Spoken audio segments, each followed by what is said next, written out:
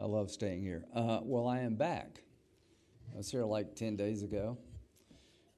Since I was last here, some good things have happened. The ceasefire in Lebanon is a good thing, in my view. It will give the people in Lebanon some breathing room, and it will ensure that there will be no October 7th generated from that border against Israel. Compromise is always difficult, but I think the ceasefire was the right decision. Okay, thank you.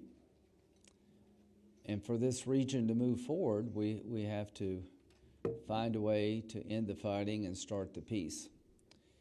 So I was just in Saudi Arabia. This is my 8th trip since October the 7th. I am hopeful, but I'm not naive. The difficulty of achieving normalization after October the 7th is extraordinary.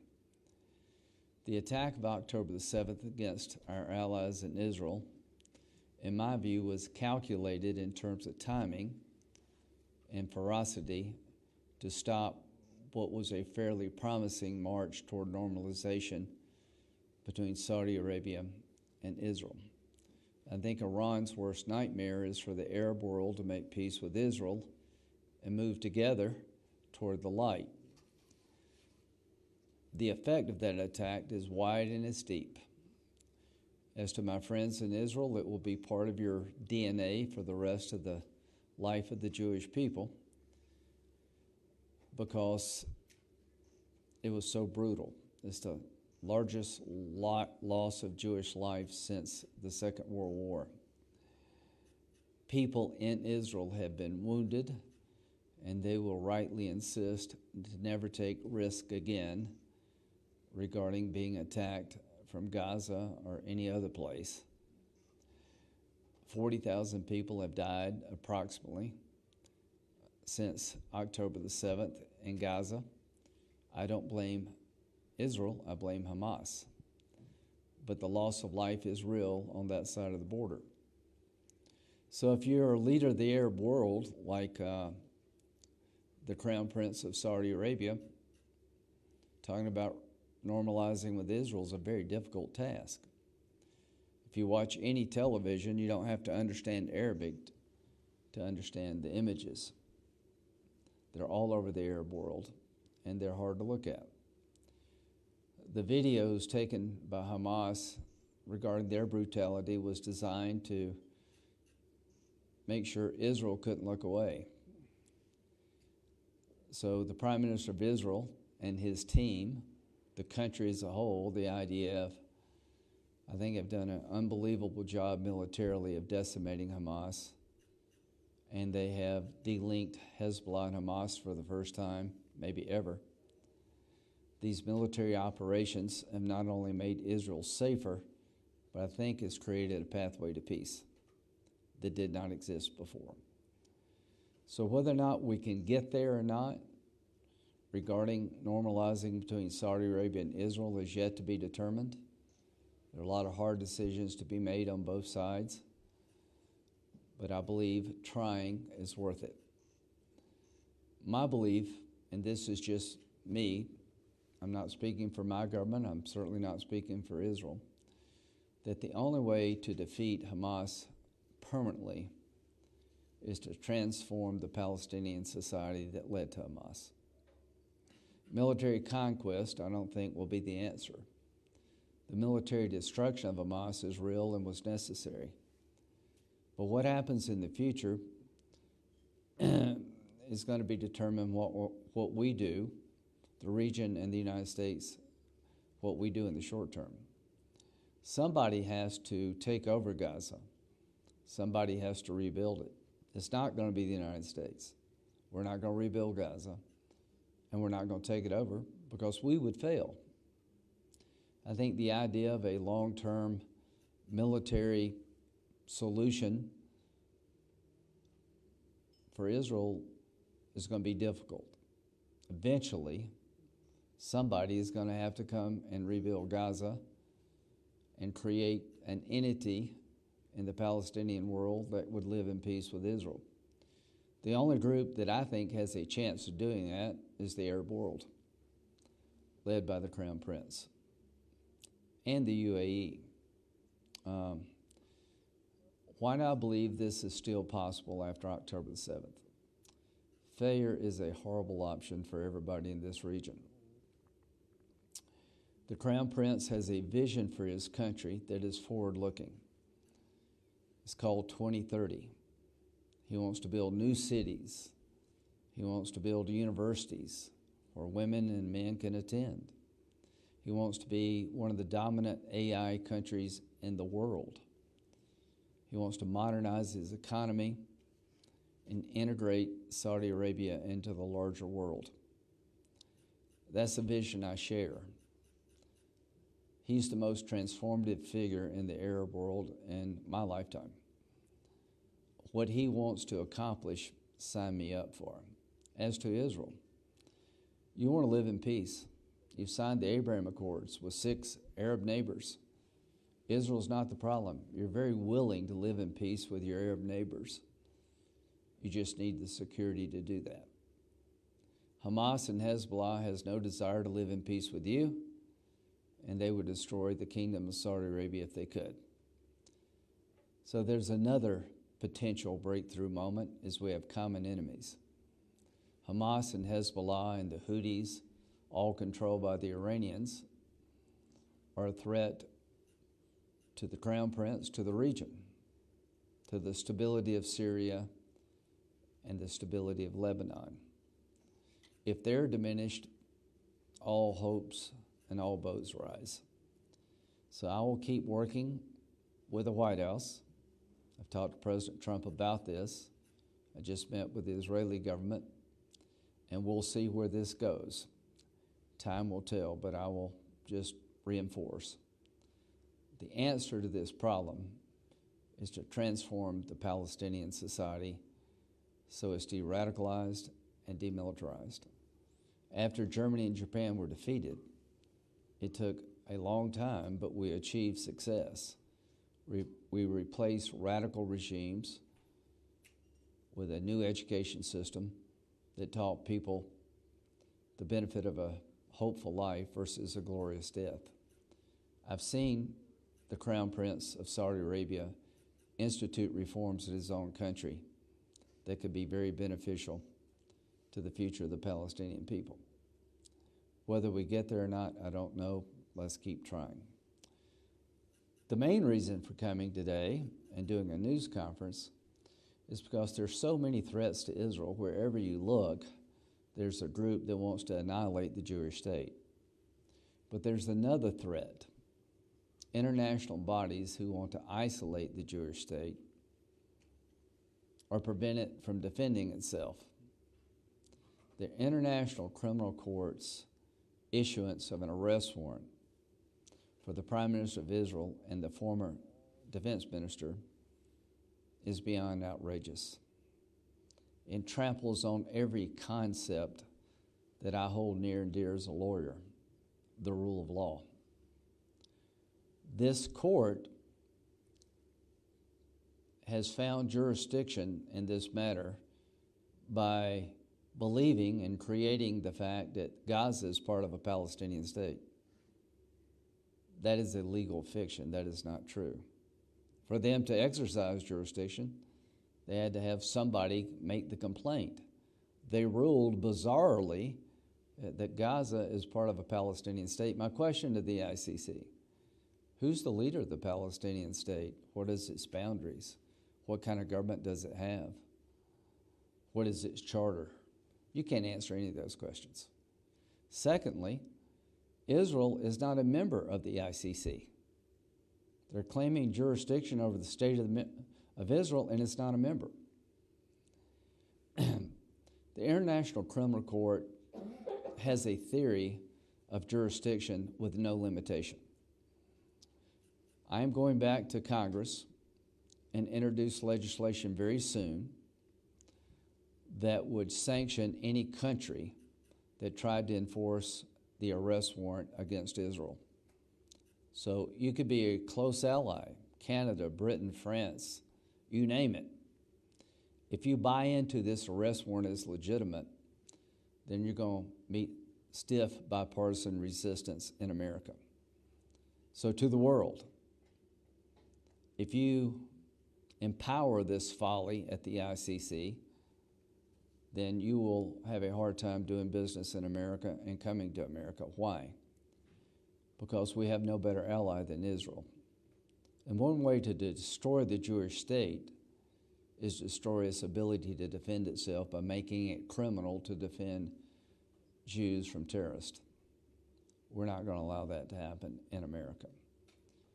But equally important is that we're next. I openly ask member nations, are you claiming the ICC has jurisdiction over the American president or Secretary of Defense if allegations of wrongdoing are levied? I can't get an answer to that question. I need an answer to that question. We're a mature democracy like Israel with an independent judiciary. Our judiciary is very independent, just as President Trump. Here in Israel, you have a very independent judiciary. The Rome Statute was created to provide rule of law where there was none. You cannot say that Israel turns its back against wrongdoing. You cannot say that about America, because we don't. The ICC is challenging the sovereignty of Israel and the United States. They're unelected. Nobody in Israel or the United States has any say over their appointment. So I reject with all my being the idea that an international criminal court that meets in The Hague has jurisdiction over the state of Israel and the United States. It is absurd to believe that such a court could exist, that you'd have an uber prosecutor that could go anywhere he or she liked to right any wrong they saw, and the court could decide to arrest any political leader or soldier of a sovereign nation like the United States and Israel because they believed a wrong was committed, is absurd. It destroys sovereignty. It tramples over the rule of law that exists in these countries. Israel and the United States, we're not Russia, we're not Venezuela. So to my friends in Israel, you have my promise and commitment to talk to President Trump very soon about my idea, in conjunction with Senator Cotton and others, including Democrats, to pass sanctions in the Congress, signed by President Trump, hopefully, that would sanction any country that took action against Israel, because we're next. It's one thing to sanction the court. We will do that. There's been a bipartisan bill lingering in the Senate for months that applies sanctions to the ICC for their actions. But that's not enough. If you want to stop the spread of this absurdity, you have to put the civilized world on notice that if you choose the rogue ICC, you do so at your own peril. I am confident that my legislation sanctioning countries that would enforce an arrest warrant against the state of Israel would pass overwhelmingly in the Senate and the House. And to the people of Israel, our dear friends and our allies, we will have your back on this issue, because we're next in America if we fail you.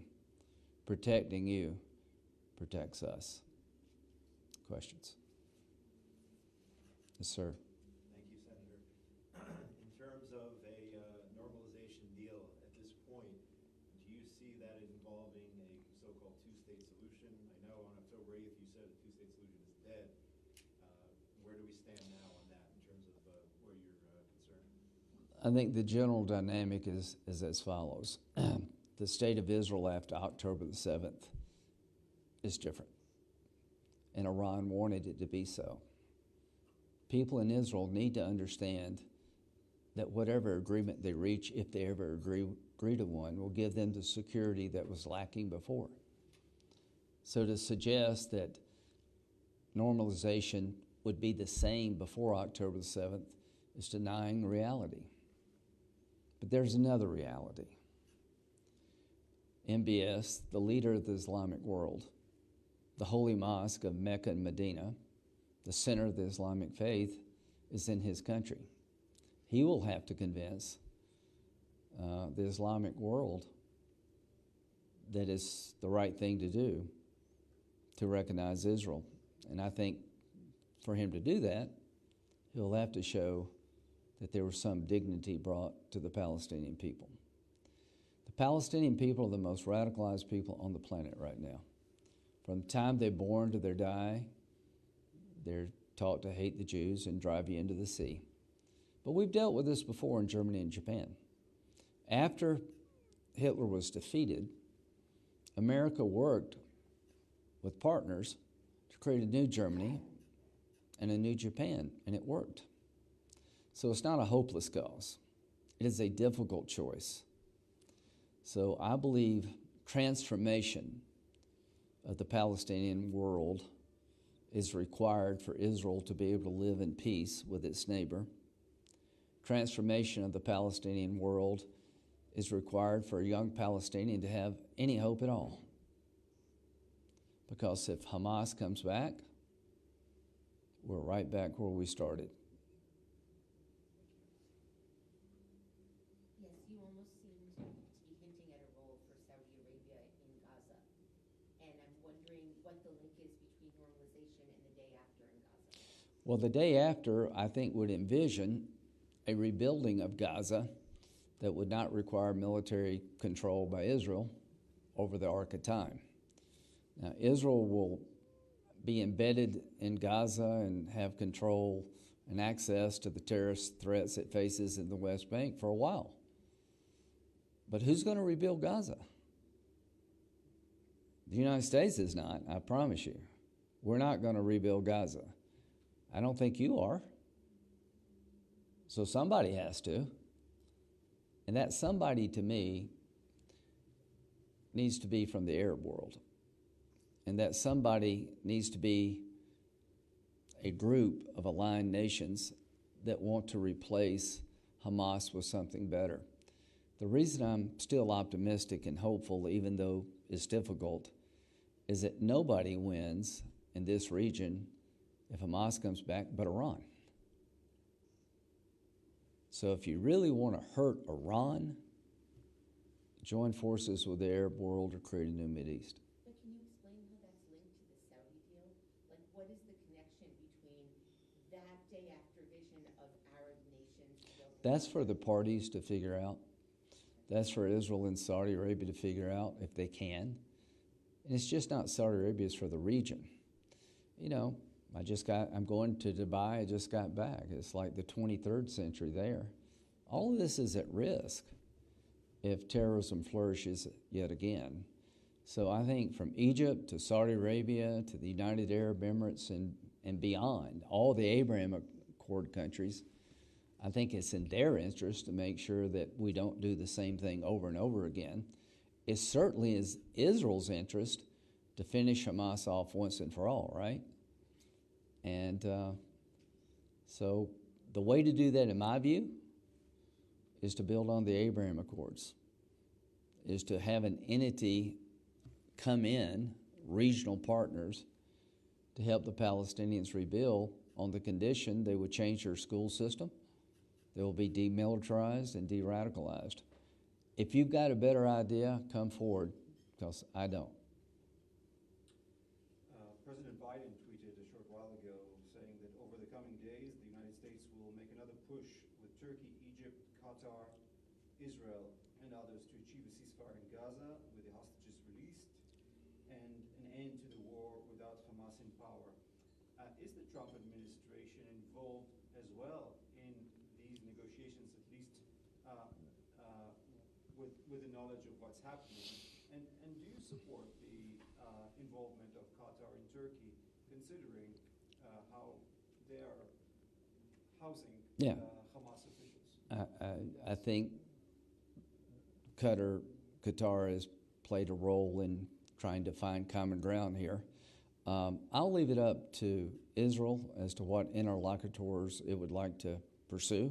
I'm not going to second guess Israel. As to President Trump, I know for 1,000% certain he wants the killing to stop.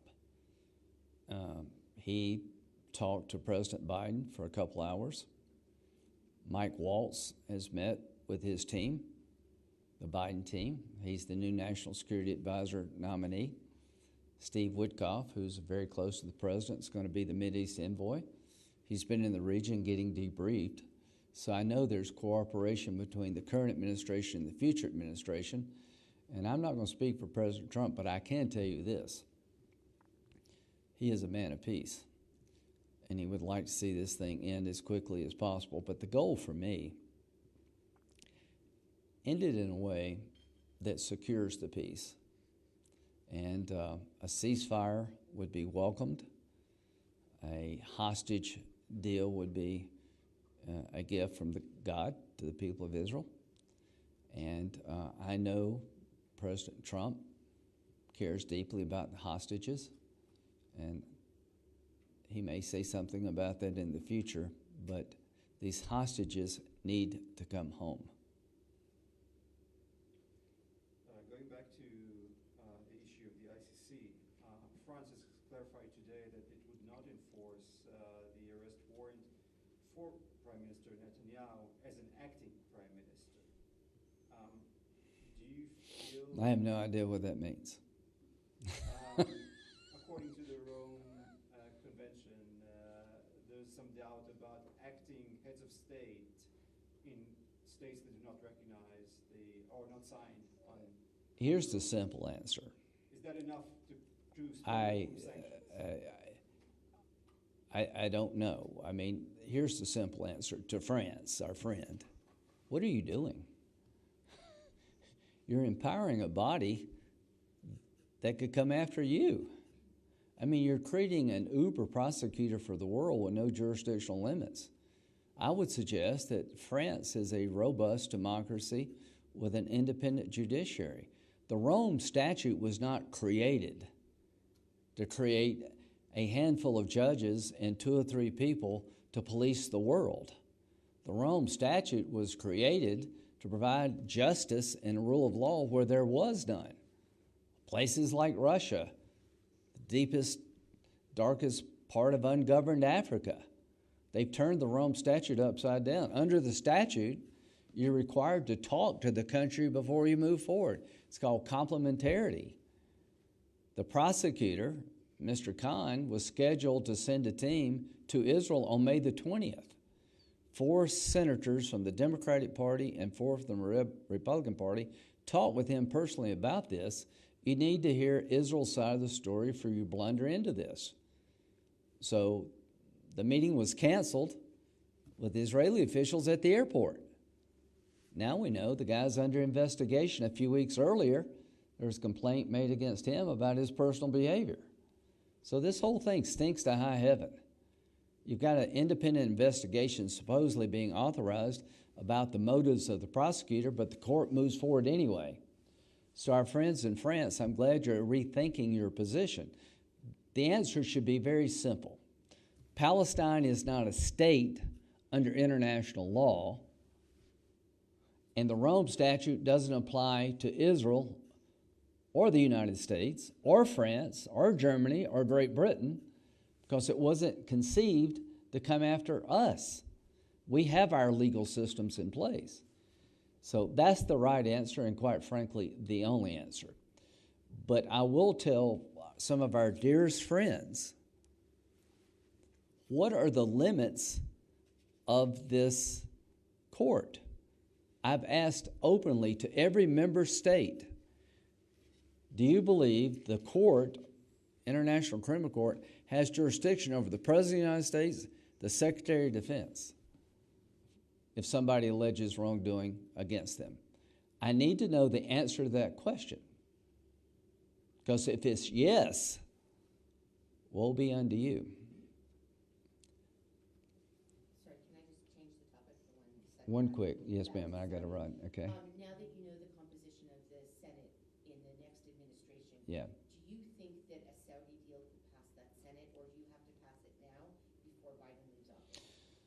Well, we'll see about that. I've always believed that it would take a Republican voice to sell a treaty between us and Saudi Arabia. And I think it's going to take a Democratic voice to sell an agreement for the Palestinians. The American left will want things that Israel can't give. The Israeli right will want things that probably lock us into place. The point is, how you get there is to be determined by the parties themselves. I do believe that the common interest outline is real, that Saudi Arabia understands as long as this conflict is unresolved, it will have a difficult time achieving their vision of 2030. The airport is empty. I'm going back to Delta and United and American and say, start flying back to Israel. You're giving in to the terrorists here. This is ridiculous. So open up the routes. But look, the airport is shut. Saudi Arabia is now in a tit for tat. Rather than looking forward, everybody is looking backward to October the 7th. My hope is that the Iranians will not win, but they may. They may have pulled this off. They may have stopped an advancement of normalization that was very real last year by slaughtering the Jews in such an egregious fashion. And Israel's response has been firm and overwhelming, as it had to be, but it's had an effect all of its own. Hamas wants Israel to kill as many Palestinians as possible. They make it almost impossible for your soldiers to operate without killing civilians. Why? Because they want to keep this region turned upside down forever. They want to hold on to Lebanon and Syria, and they want to spread their hate. And the Prime Minister of Israel is a warrior. Sometimes it takes warriors to make peace. The Crown Prince of Saudi Arabia is unlike any other leader I've ever met in the Arab world. Peace and prosperity and security are there for the taking. Take it. Thank you.